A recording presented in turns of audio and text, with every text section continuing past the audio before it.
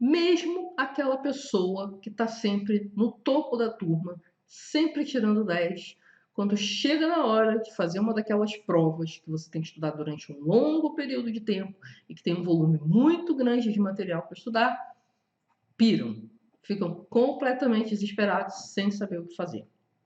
E tem um motivo muito simples, é porque todo o sistema de ensino tradicional ele é baseado e fomenta o uso da memória de curto prazo. É aquele esqueminha, pouquinho de matéria, prova, pouquinho de matéria, prova, e tudo dividido por disciplina.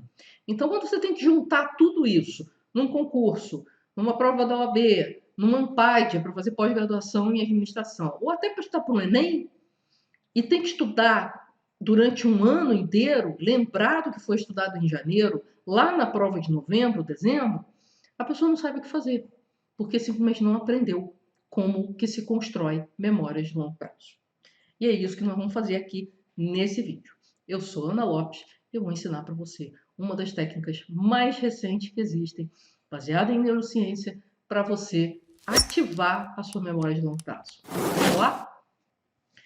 Então vamos ver qual é a melhor estratégia para você ativar a sua memória de longo prazo. Né? Então, quando a gente fala em memória de longo prazo, que eu vou substituir aqui por MLP, para não ficar escrevendo toda hora a mesma coisa, geralmente a gente está falando em revisões, né? E a gente sabe que precisa fazer revisões. E aí tem todo um monte de esquema de revisões, e as revisões são importantes. Eu não estou dizendo que a revisão vai deixar de existir porque você vai usar essa estratégia. Mas a tua revisão vai ficar muito mais efetiva e muito mais rápida se você, no primeiro contato com a matéria, você usar essa estratégia que eu vou mostrar agora. E eu coloquei aqui a referência do artigo de onde sai essa estratégia, que a gente chama de aprendizagem espaçada, porque o próprio artigo, é um artigo publicado em uma revista científica, com revisão por pares, aquela coisa toda bonitinha, e eles falam que essa é a forma de construir memórias de longo prazo em minutos. Tá? E aí, isso aqui, inclusive, deu uma polêmicazinha e tal, eles tiveram que refazer toda a pesquisa e o resultado foi esse artigo aí. Mas a verdade é que esse negócio aqui é extremamente poderoso. Então, fica atento aí para descobrir o que esses caras fizeram e como que você pode aplicar isso nos seus estudos. Ok? Então, nessa aula, a gente vai aprender de onde saiu essa ideia, né? Qual é a diferença entre essa estratégia que a gente chama de aprendizagem espaçada e a revisão espaçada, que é uma estratégia bem conhecida, principalmente por quem usa flashcards em aplicativos. Como que você pode combinar as duas e, mais importante, nós vamos aprender como aplicar a aprendizagem espaçada, porque a repetição espaçada é uma coisa relativamente conhecida. Se por acaso você tiver interesse que eu explique especificamente como fazer a repetição espaçada, coloca aí nos comentários, que aí quem sabe daqui a pouco aparece uma aula aí também falando sobre a repetição espaçada.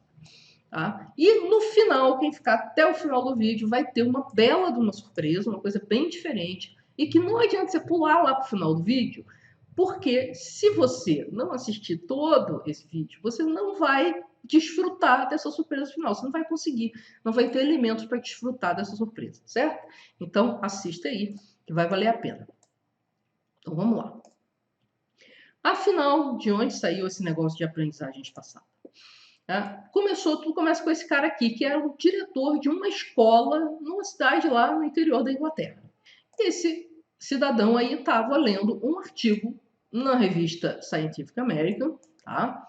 Esse era um artigo de neurociência, que aliás a Scientific American, cada 5 capas, eu acho que 2 são de neurociência, tem uma foto do cérebro, alguma coisa assim. E ele estava lendo esse artigo sobre como eram formadas as memórias de longo prazo. E era um caminho bem interessante que esse artigo seguia, que esse artigo mostrava, que era o seguinte: eles começaram com células nervosas, tá? Células na plaquinha mesmo, no laboratório. Então sempre se começa por ali, né? Para não machucar nenhum animal. Geralmente a gente começa com uma coisa no laboratório, in vitro, como se chama, e depois você vai passar para os animais, depois você vai passar para os humanos. Então, o que eles fizeram? Eles descobriram que um grupo de células nervosas, neurônios, quando submetidos a 3 estímulos e estímulo, como é que você estimula um neurônio na plaquinha de vidro? Você vai lá e dá um choquinho nele, né? Então você dá um choquinho e aí você dá um intervalo de 10 minutos. Aí você dá o mesmo tipo de choquinho, dá um intervalo de 10 minutos. E dá outro choquinho pela terceira vez. O que acontecia era que esses neurônios eles sofriam uma modificação estrutural no DNA. E aí começou-se a se pensar se isso não teria a ver, por exemplo, com formação de memória de longo prazo. Então, resolveram sair do experimento com neurônios isolados, partindo desse experimento, fazer com ratinhos, aprendendo lá as coisinhas daqueles labirintos que todos esses experimentos com ratinho acabam tendo. Então, a ideia era ver se, repetindo o processo de dar o estímulo 3 vezes com intervalos de 10 minutos, você conseguiria fazer com que esse ratinho aprendesse e lembrasse disso dali a algum tempo. Isso seria uma formação de memória de longo prazo, né? E deu certo. Os ratinhos realmente, quando eram estimulados dessa maneira, com 3 estímulos separados por intervalos de 10 minutos, eles aprendiam por mais tempo, eles ficavam com aquele aprendizado, daquela coisa, daquele caminho para achar o queijinho lá, mais tempo do que o ratinho que era submetido a um estímulo qualquer ou com outros tipos de intervalos e coisas desse tipo. Aí o Paul Kelly, que era esse diretor de escola, pensou: se funcionou para ensinar para os ratinhos, será que funciona para ensinar para os meus alunos? E aí ele combinou com a professora de biologia da escola e eles resolveram montar uma estrutura que se assemelhasse ao que foi feito com os neurônios e ao que foi feito com os ratinhos. Só que agora ele queria fazer com os aluninhos. Tá? E aí eles montaram essa estrutura e o negócio deu muito, muito, muito certo. Mas assim, absurdamente certo. Tanto que eles se empolgaram, divulgaram, aquilo saiu no jornal The Guardian, que é um jornal bem importante na Inglaterra. E aí as pessoas começaram a contestar os resultados, porque aquilo não estava publicado em artigo científico, porque a estatística não estava certa, porque aquilo não podia estar certo. Era tão bom que não podia estar certo. Mas falaram, não, tudo bem, vamos repetir, vamos fazer tudo como manda o figurino. E fizeram, ampliaram inclusive o experimento, fizeram também com física, a mesma estrutura com física e tal, e os resultados foram exatamente aqueles que eles já tinham falado que eram. Então, acabaram conseguindo publicar, então, um artigo científico para atestar que realmente aquilo funcionava. E funcionava muito bem. Assustadoramente bem. Se você quiser entender detalhes de como que a aprendizagem espaçada funciona por dentro, como é que foi esse experimento e tal, deixa um comentário aqui no vídeo, porque esse vídeo eu quero que seja mais prático. Como que aplica? Né? Porque é um vídeo para você aplicar nos seus estudos e ter um rendimento melhor. Mas se você tiver interesse também em entender um pouco mais do que está por trás disso aí, me avisa que eu faço o vídeo aqui embaixo, tá bom? Então vamos lá. Quem já conhece a repetição espaçada, que é um sistema mais tradicional de construção de memória de longo prazo, que a pessoa que vai fazer um Enem, que vai fazer um concurso e tal, ou que vai fazer uma prova de residência médica, ou um revalida para quem vem de fora, alguma coisa assim, ou um PAD, né? Essas provas assim que tem muito conteúdo e um tempo fixo para estudar, um tempo fixo para resolver e tal. Geralmente se vê com algum sistema de repetição espaçada, né? Tem que fazer revisão.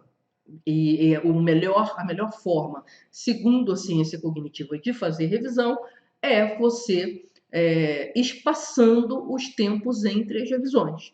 Então, você inicialmente faz revisões muito perto uma das outras e depois você vai espaçando esse tempo.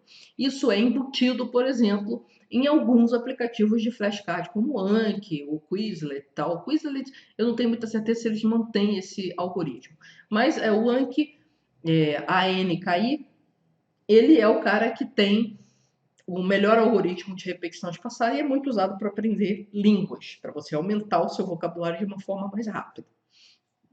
E tem agora a aprendizagem espaçada, que é baseada num conhecimento diferente, é uma outra linha de trabalho que vem da neurociência. tá? E qual é a principal diferença entre essas duas?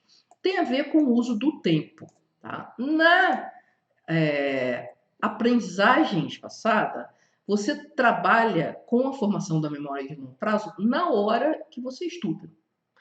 E na repetição espaçada é o que você vai fazer nos próximos dias.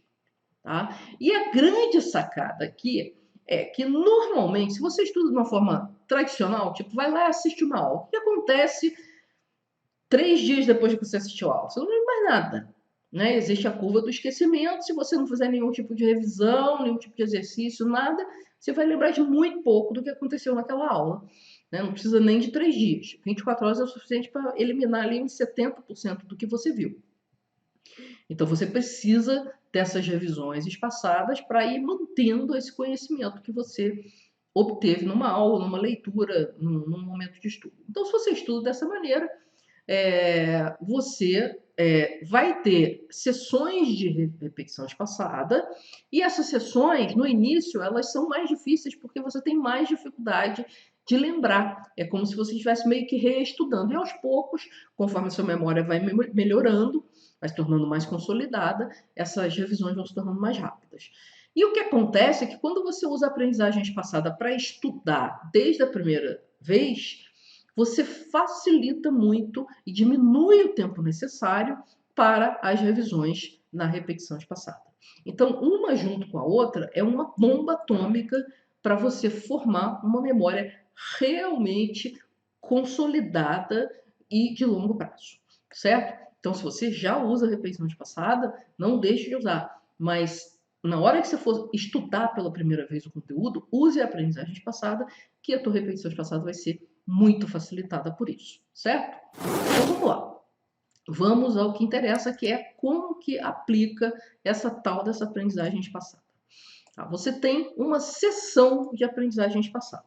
Tá? Uma sessão de aprendizagem espaçada, ela é composta de 5 fases, que são as fases do estímulo, né?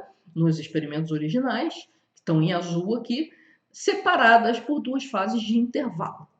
Então, a gente vai estudar um assunto, a gente vai dar um intervalo, a gente vai estudar o mesmo assunto, isso é importante, vai dar outro intervalo e a gente vai praticar esse assunto. Agora, para isso aqui funcionar, não é simplesmente você pegar um capítulo de um livro, ler, depois reler e depois ler de novo. Não, não é assim que funciona. Você tem que fazer num grau de dificuldade cada vez maior. E já desde o primeiro momento, do primeiro estudo inicial, você tem que fazer um estudo intenso. Porque como você repete o mesmo material nas 3 sessões de estudo, nos 3 momentos de estudo, você precisa que esse estudo ele renda bastante. Então você precisa fazer um estudo intenso, até para valer a pena. Então, como é que você consegue essa intensidade? Você pode conseguir através de velocidade. Por exemplo, se você está assistindo uma videoaula, você pode aumentar a velocidade dessa videoaula, o que é altamente recomendado, porque isso também vai melhorar a sua concentração. As pessoas ficam achando que para entender tem que ir devagarinho e tal, mas na verdade, se você vai muito devagar, você perde a concentração e aí o rendimento é péssimo. Então, o ideal é que você assista suas videoaulas, por exemplo, numa velocidade aí de umas 2 vezes, 1,5 vezes para quem não está acostumado, para que você ganhe um pouco mais de intensidade e aumente a sua concentração ali naquela aula. Outra forma, se você não está numa videoaula, não está lendo um livro, que é uma coisa sobre a qual você tem controle, porque se você estiver lendo um livro, você pode também ler mais rápido, que também aumenta a concentração e também aumenta a compreensão. Tá? Mas isso é uma coisa para discutir num outro vídeo. Se você quiser um vídeo sobre isso, avisa aí nos comentários, porque a gente faz. Tá bom? Então, aquelas ideias que são mais comentadas, a gente coloca na frente na fila, certo? Mas vamos lá. Uma outra maneira, se você está numa aula tradicional, uma aula ao vivo ou presencial mesmo, uma forma de dar intensidade é você fazer anotações, mas não simplesmente sair anotando tudo que o professor fala, porque isso é péssimo, tá? Isso é uma coisa que a gente pode falar mais para frente depois também, por que é péssimo. Mas a grande verdade é que quanto mais resumida a anotação, melhor ela é, porque ela te obriga a raciocinar. Tá? A minha forma de anotação predileta é, sem sombra de dúvida, o mapa mental. O mapa mental é a melhor ferramenta de aprendizagem que existe. porque ele ajuda você a ter mais concentração na hora que você está estudando, ajuda você a ter um modelo mental mais completo daquilo que você está estudando, ajuda você a memorizar melhor. E é uma coisa assim que eu ficaria aqui meia hora só falando das vantagens de você fazer anotação com mapa mental. Mas se você não sabe fazer mapas mentais do jeitinho que tem que ser feito, de repente experimentou errado, escreveu um monte de frase, aquela coisa toda, ou prefere uma anotação um pouco mais parecida com a tradicional, você também pode usar as anotações de Cornell. Tá? Anotações de Cornell é uma coisa que eu pretendo ainda, nos próximos dias, falar com vocês sobre ela, exatamente como ela funciona, mas tem alguns vídeos por aí. Quando estiver pronto, o nosso vai ter um card aqui em cima para você ver esse vídeo sobre anotações de Cornell. E cuidado, porque tem muita gente que usa anotação de Cornell pela metade e aí não funciona para nada. Tá? Mas se você está assistindo esse vídeo no momento que ele foi lançado, na semana que ele foi lançado, não vai ter ainda o vídeo de anotações de Cornell, então você espera um pouquinho, que daqui a pouco a gente vai falar sobre isso, certo? Mas então essas são as duas formas de anotação que realmente funcionam bem junto com a aprendizagem espaçada. Outra maneira seria só anotar as palavras-chave. Mas aí você precisa ter algumas sacadinhas para conseguir fazer isso direito. Enfim, você ou vai acelerar ou vai anotar de uma maneira inteligente, de uma maneira que te force a raciocinar, para que esse momento de primeiro contato seja um momento muito intenso. Tá? Claro que o ideal não é fazer isso numa aula tradicional, tá? Porque a aula tradicional ela é seguida de outra, de outra e de outra. Às vezes a duração é muito longa e não funciona muito bem. Se o professor não preparou aquela aula para ser uma aula de aprendizagem passada, então não é o momento ideal. Isso é muito bom para você estar em casa, assistir uma videoaula, tá? Então esse é um esquema que funciona melhor para os seus estudos mesmo, independentes. Aí você vai fazer o famoso intervalo de 10 minutos, que é o que faz consolidar a memória, né? Você tem que dar esse tempo aí para dar uma acalmada, né? Para assentar um pouco essa informação. E aí você vai fazer uma revisão desse material que você já estudou. Então, se você estava lendo um livro, você vai voltar lá e ler o mesmo trecho. Se você estava vendo uma videoaula, você vai lá e volta, assiste a mesma videoaula, o mesmo pedaço daquela videoaula. Só que dessa vez você vai usar o que a gente chama em ciência cognitiva de efeito recall. Você vai, de alguma maneira, tentar lembrar do que está sendo dito. Então, se você tem um texto, por exemplo, você pode cobrir algumas partes. Se você fez um mapa mental, por exemplo, você pode ir relendo e cobrindo algumas partes e tentando lembrar. Depois que você tenta lembrar, você confere com o material original. Tá? Então, essa é uma maneira de você fazer. E a nossa surpresa, que está lá no final do vídeo, ela tem a ver com como facilitar a sua vida aí nesse efeito recall. O efeito recall é a tentativa de lembrar. E tem um monte de experimentos mostrando que quando você tenta lembrar, mesmo que você não consiga, quando você tenta fazer um exercício, mesmo que você erre, a sua aprendizagem mais para frente ela é beneficiada. Você vai aprender mais rápido depois. Quando você olhar a resposta certa, quando você passar de novo por aquilo, você vai aprender mais velozmente do que quem simplesmente vê de novo a aula, lê de novo aquele capítulo daquele livro e não tenta lembrar dele. Então é importante que você faça uso do efeito recall na segunda etapa da aprendizagem espaçada. Aí você faz um intervalo de 10 minutos, e aqui é importante que seja um intervalo mesmo. Não adianta você, nesse intervalo de 10 minutos, que você estava estudando, sei lá, português, você querer enfiar um resuminho aí, uma revisãozinha rápida de direito administrativo. Não vai resolver. Você tem que deixar o seu cérebro descansar. Tá? No experimento original, inclusive, eles colocavam, era com adolescentes, eles colocavam os adolescentes para brincar com massinha. Né? Era até meio engraçado. Ou então jogar uma bola, tinha um pátio, algumas situações em que tinha um pátio logo do lado da sala, então eles podiam sair, bater uma bolinha e voltar.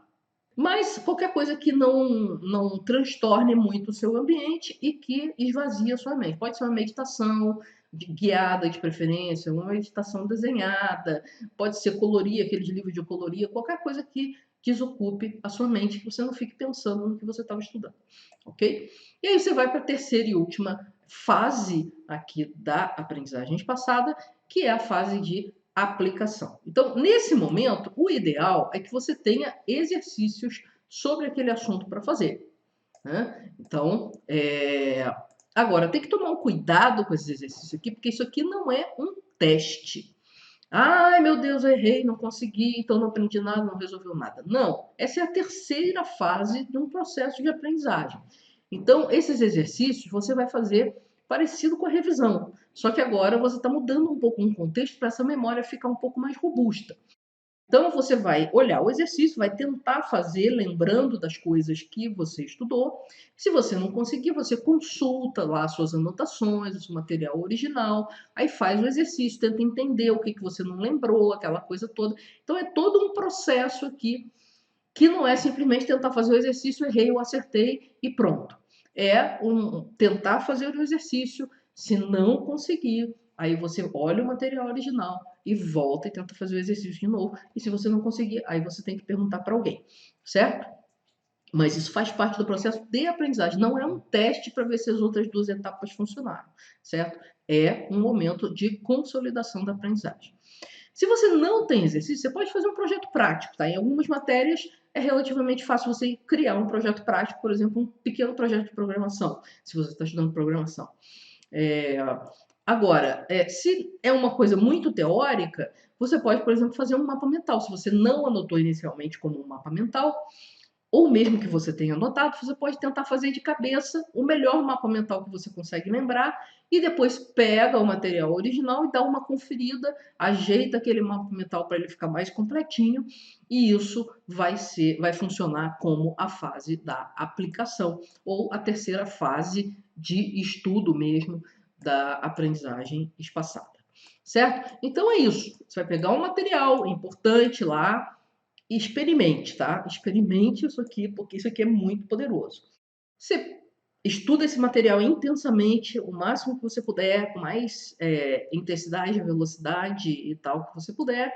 Depois você tenta usar o efeito recall, tenta lembrar antes de rever o material original, né? E depois faz algum tipo de aplicação, algum tipo de exercício, um mapa mental, alguma coisa que faça você manipular essa informação de uma maneira diferenciada para que você consolide de uma vez por todas essa informação que você estudou naquele momento ali. Ah, mas quanto dura? Se o intervalo dura 10 minutos, mas quanto dura os blocos de estudo? E aqui, no experimento original, os blocos de estudo eram de 20 minutos, que é mais ou menos a média de tempo que um ser humano se mantém concentrado sem se distrair. Um ser humano relativamente treinado, tá? Porque hoje em dia a nossa capacidade de concentração está caindo por causa das notificações, das interrupções de celular, de e-mail, de coisa que vem no computador e tal. Mas 20 minutos aí é mais ou menos a base do quanto um adolescente típico consegue se concentrar. Pessoas que têm um hábito de estudo já bem consolidado, elas conseguem se concentrar aí até uns 40 minutos.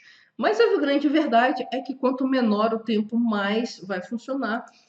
Tem um efeito que acontece ali pelo meio do estudo, né? Então, se você está estudando 30 minutos, aqueles entre 10 e 20 minutos, por exemplo, esse é um tempo meio perdido.